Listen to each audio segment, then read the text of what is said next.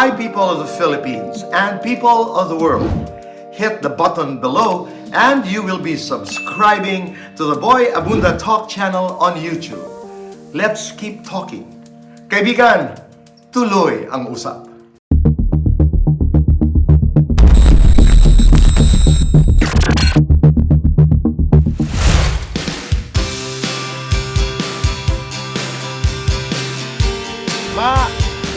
Sandali po, may sasakay ho. Ang ganda naman ng girl, ang gwapo ng guy. Thank you.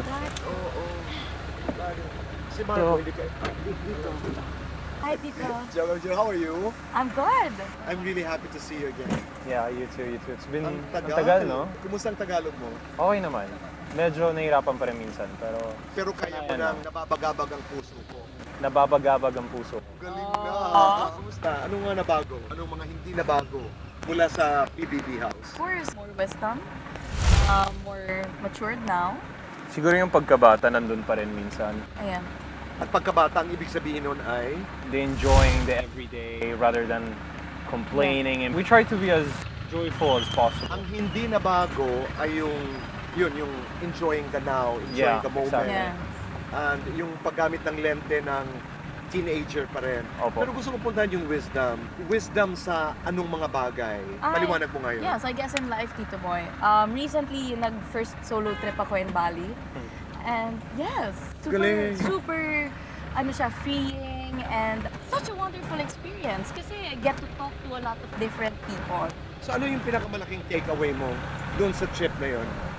Nilagay ko nga sa tattoo yun. May found. Found means even when I'm lost, I found myself while getting lost. And Ganda. I found out na I can be alone. And I don't need anybody to make me happy. And you enjoyed it?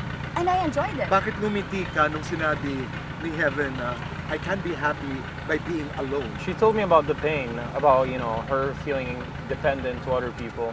And I don't want to be another person that she's dependent on. And the fact that I think she's slowly realizing that she doesn't need anybody. It's nice. That means she's improving. Good for her, At saka mahalaga yun. Dahil even in friendship, you come into a relationship, whatever that relationship is, buo. Yes. You come into the relationship whole. Yes. As opposed to the notion that, dahil nga nanggaling sa pelikula, Yeah. you complete me. Yeah. Kompleto ka na pag pumapasok ka Yes. sa isang relasyon. Exactly. And that's what you're doing right now with your life. Ganda. Yes, ang ganda. I also had, may surrender ako dito. Wait. It's also tattooed. Tattoo. Surrender. Because I kept controlling. And whenever na hindi ko makontrol isang bagay, I get so much anxiety. And so I surrendered in the moment. And kung ano ibinigay sa akin ng universe, I believe na kung saan ka nilagay ng universe, that's where you're supposed to be. Also had this last na, arrow. Which means, Forward. Like moving forward with life. Parang I should stop thinking about the past. I should stop thinking about the things Nakakabagal yun. I made mistakes, And so, kailangan ang ano mo lang is forward. Yung view mo in life is forward.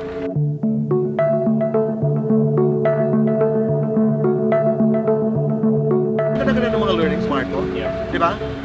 Number one, sometimes you have to get lost para mahanap mo ang sarili mo. You cannot be in control totally of all the things that happen. You just have to surrender. Because surrender is acknowledgement that we're just human and then moving forward. Ikaw, discussing the 3 points na natutunan ni Heaven sa Bali, anong take mo? Let's start with the getting lost and finding yourself. I think I felt that when I was in pandemic, everybody was really stuck, right? And you couldn't go out of the house. I had savings at that time, but definitely it was like running out because it's been, a year, 2 years. And Wala tayo lahat mga trabaho. yeah, wala talaga.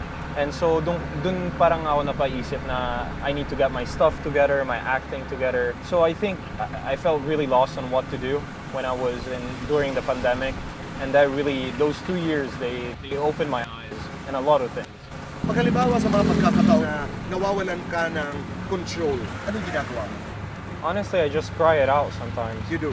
It's good for you to understand what hurts you, because at the same time, that will be the answer to your And to problems. embrace it. Exactly. No, I'm coming from this wrong notion that boys don't cry?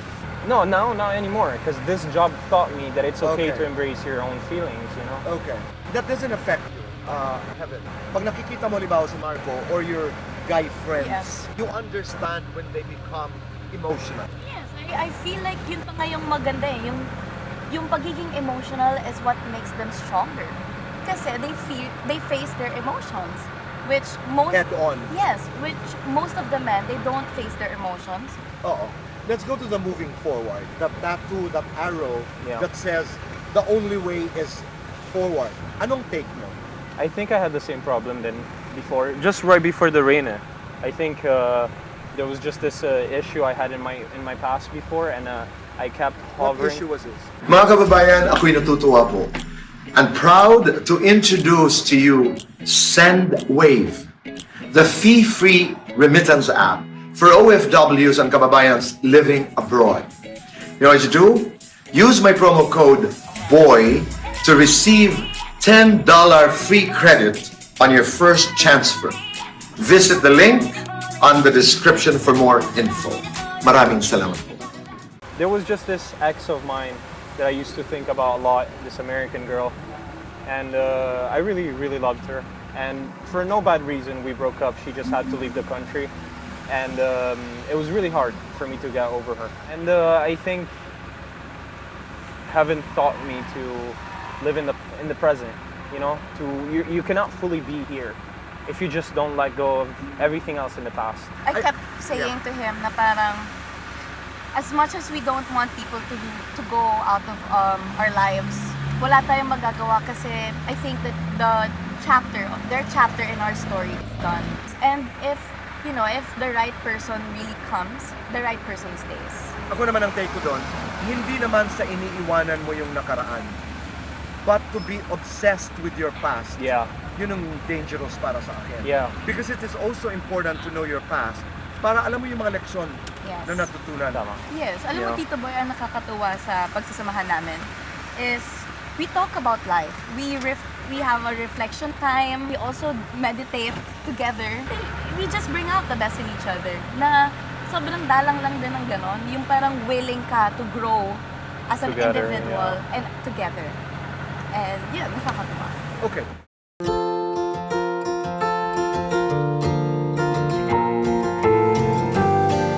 Family, when you talk about family, are you alone in the Philippines? Yeah, I am. How is that? How is that life? At first it was really exciting, you know, freedom and you're on your own. And then you start realizing how actually hard it is.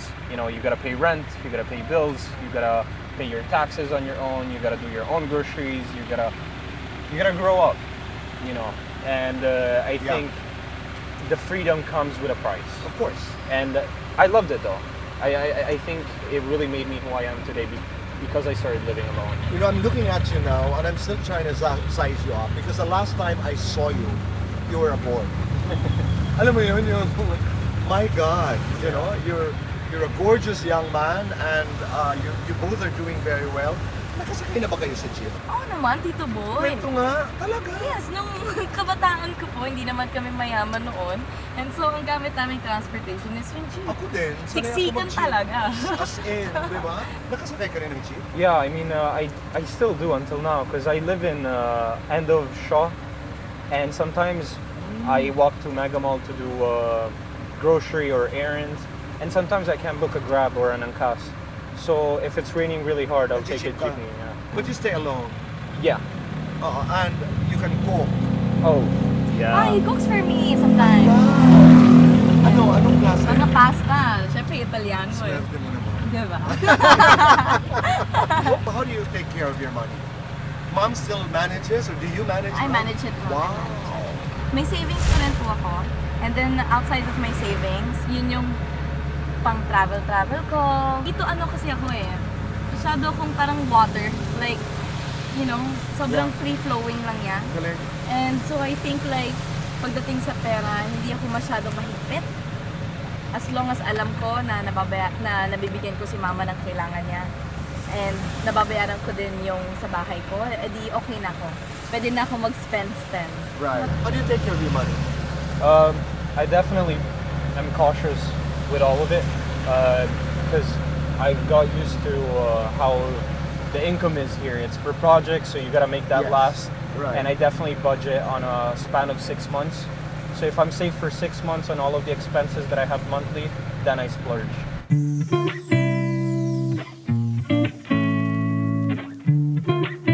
I want to talk about, many of your projects, like the ship show. Yeah. Yeah. But more than that, it's you being watched by so many people. Is it a pressure na ang tingin sa inyo ay mga modelo? Of course it is. Like, every time nalalabas ka ng bahay, or every time you're out with your friends, it's kind of hard because sometimes you're just scared to do a mistake. And I think the way I take it, I don't know about you, but it's like, I know how I am as a person. Hindi ako bastos, edukado naman ako. I grew up right. So I feel like if there's anything that I do outside and it's talked about and it's bad to other people's eyes, as long as I know what I did and I know that I'm right, I'll just let it not affect me. Kasi lagi na lang may sasabihin yung tao eh. Heavenica. I'm always getting bashed and everything like that, always getting misunderstood. And so before Bali, sobrang takot akong ma-taint ulit yung image ko. Sobrang takot ulit akong magkamali. Sobrang takot akong mabash ulit. And so parang I try to control everything, my emotions, me, my surroundings, para walang pagkakamali. And so, when I went to Bali, dun ko na-realize na parang I shouldn't put myself in a box or of an image. If what you see is what you get. Sometimes I am very emotional, sometimes I'm very moody, and I try to explain to people na parang it's normal. But that's the reality of being public. Yes. Yeah. The moment you decide to be public, you're public. Yeah. The only thing that is private ay yung mga bagay na kakayanin mong i-private. Itago. Yeah. Di ba? But the moment you're out there, I've been in this public life for Yeah. a long, long time. Yeah. And I know from where I speak on. Okay, let's talk about the ship show. Pilipinas, welcome to The Ship Show! Kung saan 12 lovebirds ang pinili para magsama-sama for a few days sa House of Kilig. What is this? It's like PBB. Exactly. PBB, but what's the difference? Kesa individuals, katulad sa PBB, na papasok kayo mag-isa, sa loob ng pelikula, in the movie, you're gonna be able to see na love team kayo. Reality show din Yes. ito, Yeah, but you it's- come in as a Hindi, team. papasok kayo as an individual, Pero hanap kayo ng ipapartner love kayo. team. And then, Wow. that's why it's called ship show, because it's your boat sailing. Right. Yeah. Who ships you? I mean, is there a kuya? Is there a... No, like the netizens. Depending so on the voting, netizens. may voting din. And so talaga, Exciting yun, ha? yes, and Yeah. may eviction also. Makikita mo rin yung mga sinasabi ng directors behind the camera. Yeah. So, yung mga ganon. So how was that? How did you react to each other when you saw each other again? Of course, at first it was a little bit awkward Awkward. in a way kasi parang hindi na namin kilala yung isa't isa or parang yung memory namin sa isa't isa yung pagkabata noon. Even if you shared a past, di ba? Inside Yeah. the house. Of course, I mean, I know I've grown, and so to see her again and I hold this like different image she was putting up at first, she was really professional and cold and I'm gorgeous. gorgeous and all grown up. Pero The hindi naman workshop matagal helped. yung pag-adjust. Siguro mga First workshop pa lang. first workshop pa lang okay na kami. After nun, okay na. Yeah. Makulit na siya ulit.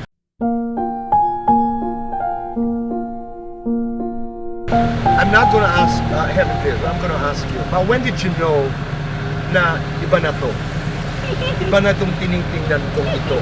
I think this moment, I said in an interview before, it was the first time I've ever felt kilig, was when we were doing this mall show, one of the last mall shows in the province, and we were singing, the song has just started, we usually go split part first, and then we come back to each other. When I turned, and we were coming back to each other, everything just faded, and my leg, my knee especially, started shaking, and then it went up to my stomach and then to my cheek. When I was right in front of her, I didn't realize I wasn't singing anymore, and then she's like, sing.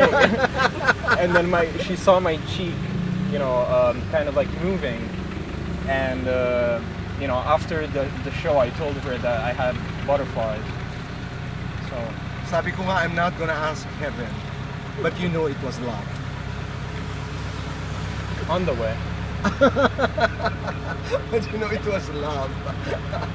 On its way. I'm not gonna force that issue. But you have to invite everybody. Lahat para sumuporta sa The Ship Show. Yes, hello po. Sa mga viewers natin dyan, iniimbitahan po namin kayo manood ng The Ship Show this August 9 na po yan. Directed by the one and only Jason Paul Laksamana. Cinemas Nationwide! What is next? I'm just so excited. Serious love. Mature love. Yeah. Yes. That's exciting again. Yes. That's Yeah. exciting. Yeah, I think having her back in my life just really inspires me, you know, Yeah. a lot.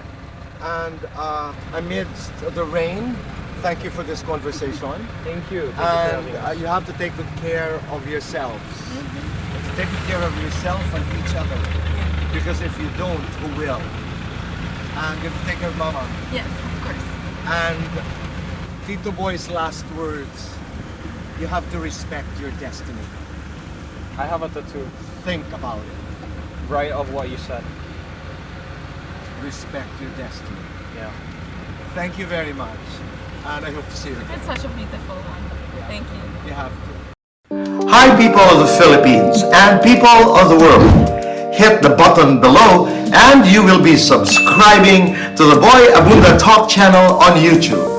Let's keep talking. Kaibigan, tuloy ang usap.